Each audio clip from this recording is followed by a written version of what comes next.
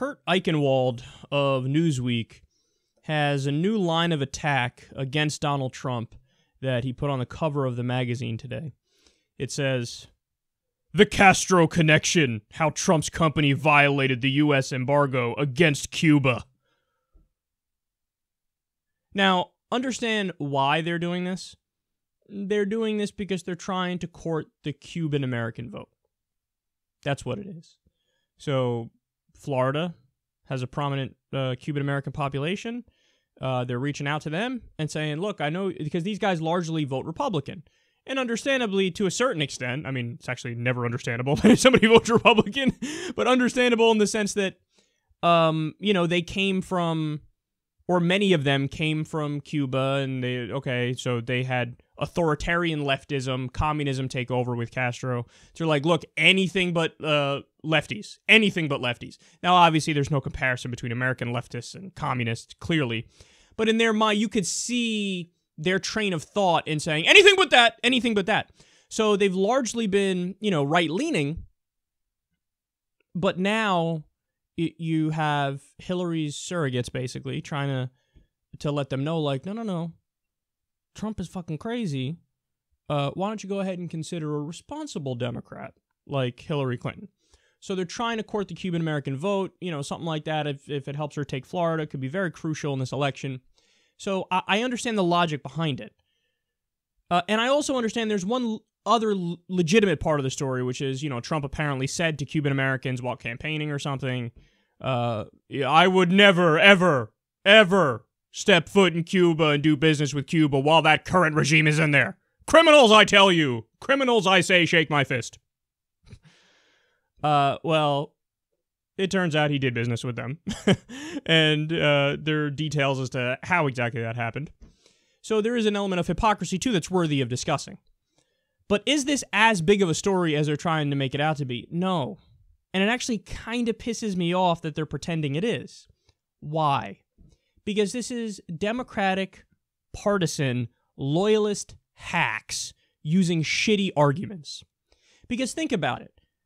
The left, broadly speaking, in the U.S., what have we been saying for the longest time? That's the dumbest fucking embargo that there's ever been. That embargo shouldn't exist. It shouldn't exist. We fucking had Cuba as a puppet state. We propped up a dictator, Batista. And then they overthrow the puppet dictator that we put in there that repressed the population. And then we get all angry about it and pissy about it, and we fucking bomb them at times and attack them at times and we're the asshole in the situation, and then we turn around and we're like, you know what? Fine. Embargo. We're not even going to trade with you. How about that? So it was like, in the Cuba situation, not saying Castro's good because he's not, but we were the bad guy for propping up Batista, the dictator, and having Cuba as a puppet state when they didn't want to be a puppet state, so on and so forth. So having the embargo was stupid. It's like a kid throwing a tantrum. So leftists across the U.S. have always been against the embargo. We've always been against it. But now, apparently, according to the hacky partisans, I'm against the Cuban embargo unless Trump agrees with me, in which case I'd be for it. Like, that's the argument you're making. So let me try to put this more in perspective for you. If a story came out that President Obama, back when he was a senator, let's say he was an entrepreneur businessman, and he had done business in Cuba, would Democrats have said in, the 2008 primary or the 2008 general election, you know what? He has a Castro connection. I cannot vote for him now. I must stand on principle.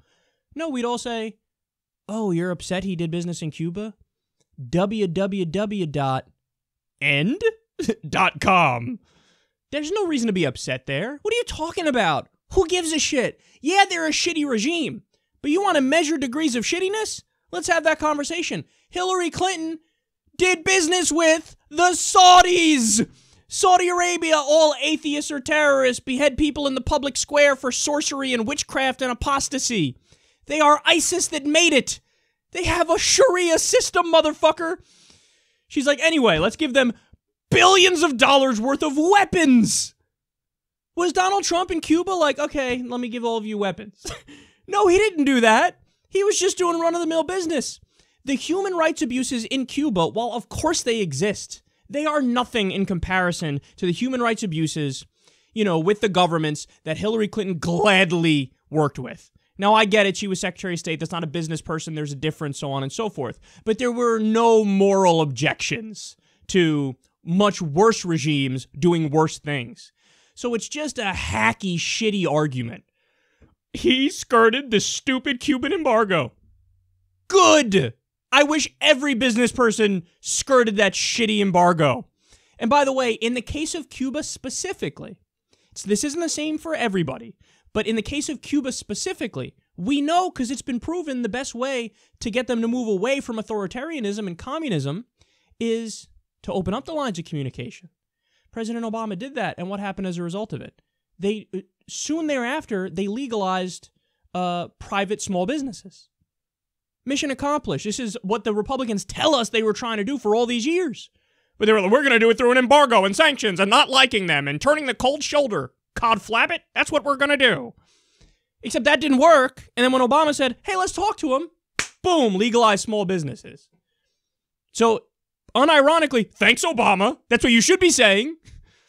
But they don't. And this is a case where Donald Trump, of all the things I would get angry about Trump for, and there's a million things I'd get angry at him for, this doesn't make the list. This doesn't make the first 3 lists. I don't give a fuck if he skirted that embargo. I don't care. That's not a good argument. And you know what this reminds me of? There were some blogs on the left that came out and said, Donald Trump just said in a speech that the TPP will rape the American people.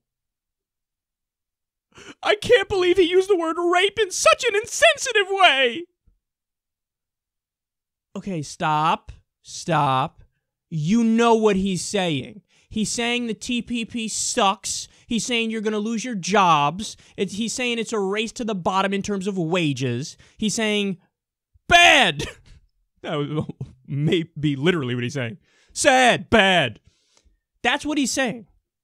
For you to say, you didn't use the words in the right order, and you offended our PC feelings here. So never use that word again, because there are actual people who've been raped, Donald. Hello, it exists. You just hurt their feelings. You didn't even give them a fucking trigger warning. You bastard. Okay, but these are the kind of arguments that normal people go, huh? This is what you're saying? This is your line of argument against him? And look, shitty arguments against him, that could be one of the main reasons why he's doing well. I've mentioned it before, but all the ads against Trump in the primary, oh my God, he cursed. How dare he? You're not classy, sir. People were like, yeah, anyway, vote Trump, vote Trump, vote Trump, vote Trump. So it didn't work. Your shitty arguments didn't work. And now they're just continuing with shitty arguments. Again, if it's not something you would attack a candidate you like for, then don't attack him for it. If Bernie Sanders says TPP is going to rape all of us, people go, that's right. That's accurate. That's exactly what's going to happen. Perfect example, Bernie Sanders. People say, oh, he visited Cuba when he was younger. Whenever anybody brought that up in the primary, you know what my response was? I don't give a shit. I don't care. That doesn't mean anything. That means nothing. But now with Donald Trump, he maybe not have done a little bit of business at a certain time when he took a business trip there. I still don't care. But the partisan hacks come out of the woodworks and, when Trump does it, it's bad. When one of our people does it, it's good. Okay, well, that's the cornerstone of a shitty argument. So let's be serious people here. And I guess the thing that gets me frustrated is you're now, with this election, I'm now seeing, because of Hillary Clinton in the race and because of Donald Trump, you're now seeing just how many people on the left never really did care about policy. You see what I mean? So it's like, if people are willing to defend Hillary Clinton in certain ways, you go, oh, you never cared about policy. Like, you're just playing for Team Blue, and you're, yay, I'm on a team, I have an identity. And by the way, do not get me wrong, I'm not exonerating the Republicans on this front. They're a disaster, and they do the same shit, and honestly, more of them do it, okay? But on the left, I thought, naively perhaps, that, well, by and large, the left, it's all, we care about policy, and we care about making people's lives better, and that's why we fight for Medicare for all, and that's why we fight for ending the wars, and yada, yada, yada. No, It turns out 50% of the left, maybe more, are just like, yippee skippy, Hillary Clinton, I'm with her, break down the barriers, I don't know what that means, but I'm on a team and I have an identity and I have friends. Yay, oh my God, Donald Trump may have done business in Cuba. I am so angry about this. Again, so you talk about policy. Hey, Hillary Clinton's not for Medicare for all. I don't care. I don't like it either. Hey, Hillary Clinton voted for the Iraq War. Yeah, that's fine. I'm not necessarily against that. Whatever Queen Hillary wants. So these are the kind of people, I don't want you on my team. Get the fuck off my team. In fact, I'm not on your team. You're a silly person.